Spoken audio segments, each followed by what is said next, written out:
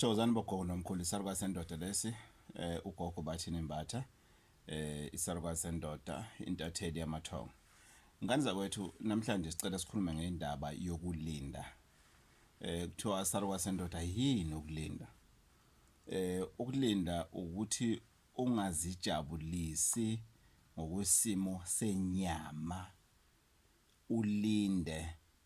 ulindele lokho ufuna ukukuzuza. Don't get too excited or don't get to be moved by the things of the world, of the flesh, which might include inside the issue of sexual intercourse. That may include your favorite food. Maybe it's pork, maybe it's a tin fish, Lucky Star or whatever, because the tin fish is preserved by a pig fat. So ukulinda ilokho ngani zawethu. Ukulinda gogo kusiza kuphi? Kusiza ekuthenini by the time uyophahla, by the time uyoshisa impepho, by the time you do whatever, by the time usebenzisa umuthi osebenzayo, umuthi usebenza kangcono uma ulindile kunokuthi usuke endodeni noma usuke emuntwini wesifazane uhambe usebenzisa umuthi.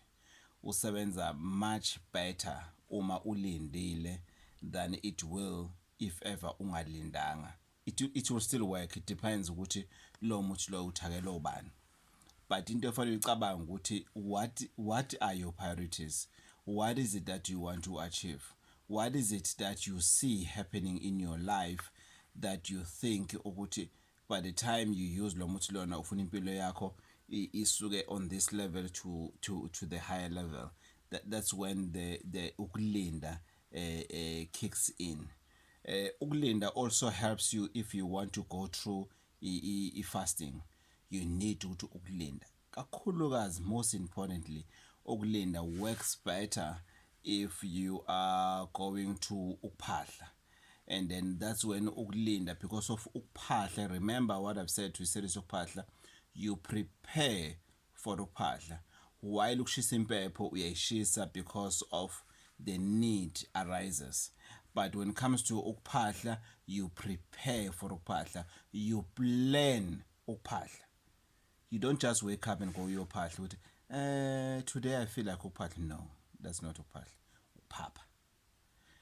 Ukuphahla, you prepare for ukuphahla. You plan for ukuphahla. Ukuthi yazini engathi kufanele ngibaphahlele labantu ke ngibabuze basuke bekhuluma nawe usonga wena okhulumayo.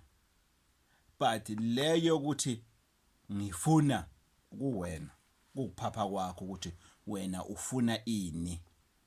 But leyo kuphahla, you prepare, you plan ukuthi ngifisa ukuyophahla. Ngiyophahlela into ethiza. Yini kufanele ake ngihambe ngiyobheka ukuthi ikona kuyikuphi okufanele ngikwenze kuze ukuphahla kwami kuzokwazi ukuthi kuzwakala ukuphahla lokho. But mazovuka ekseni nje ukuthi hayi ngifuna ukuyothetha idlozi, ngifuna ukuyobatshela into ethize ine okwakho lokho. Ngani zakwethu ugogo Bathini Mbatha ukuphahla you plan. And for you to be able to go uyophahla fanele ulinde.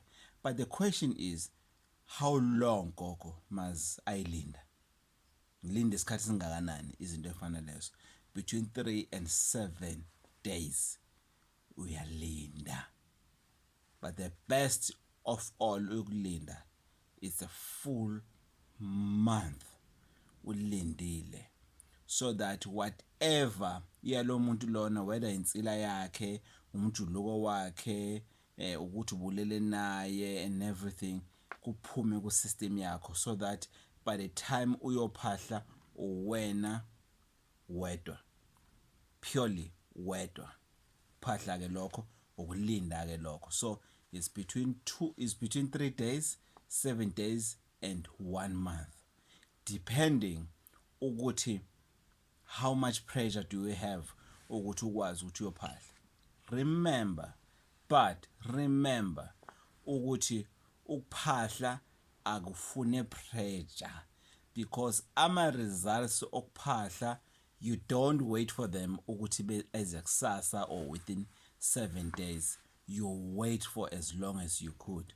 But while ukuyothetha idlozi, ukuyolithethisa, ukuyolikhulumisa ukwenzani, you expect ama-results to come immediately. Ingane yakho uyifuna iphole manje. Kwenzakala thize, you want answers now. Ukuthetha idlozi lokho akuhlangene nokuphahla.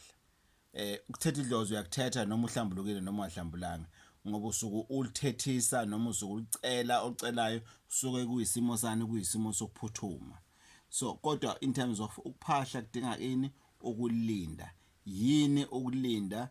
Is to get rid of imjuluko, insila yomuntu osuke uzwana naye ngokuthandana ngokocansi, even inhliziyo yakhe ikithi kumkhohlo kancane, so that by the time uyophahla you are what? You are solidly alone. Ukuphahla ke lokho. Ngane zakwethu salukazi sendoda leso Gogo Bathini Mbatha, inamba 083 533 9183. Please don't forget to like, to press the notification button, and to subscribe. It's very important, Ganza, because if you press the notification button, it means by the time isarwa sendoda seloada a video, you get a notification to say isarwa sendoda sesikhona kumakhalekhukhwini wakho, sesikhona ku laptop yakho, sesikhona ku tablet yakho, sesikhona ku laptop yakho. Ganza, thank you so much for all the support and the praising. You know, it humbles me when people call and say, "Wekoko angaze ngifike wena kodwa usungulaphile. Wekoko ngufakela i-airtime, ngufakela idatha, ngufakela amasenti nyana, just to say thank you. Angaze ngihlangane nawe kodwa sengeke ngaphupha kaningi and everything." Don't be shocked, ngane zakwethu. Angiyilethanga empilweni yenu, ngilethwe abakini empilweni zenu, ngane zakwethu. And as I've always said, uma ngingeke ngikwazi ukukusiza ngeke ufike kithi. Forget it. You'll never get hold of me. You'll never reach me where I stay if ever I'm not going to assist you. If I don't have enough powers to help you, you will never get hold of me. You'll never see me in your life. But as soon as you have reached me, you have seen me, I've started helping you, you must know ukuthi lento engiyenzayo izofinyelela enjongweni nentshisakelo zakho zempilo. Ngane zakwethu isalukazi sendoda uGogo Bathini Mbatha, 083 533 9183, 083 533 9183. Inkosi ithela umusa, ngane zakwethu. Ngiyacela, please don't forget to press the notification button, the like button, and as well as to subscribe. Ngane zakwethu, ngiyabonga.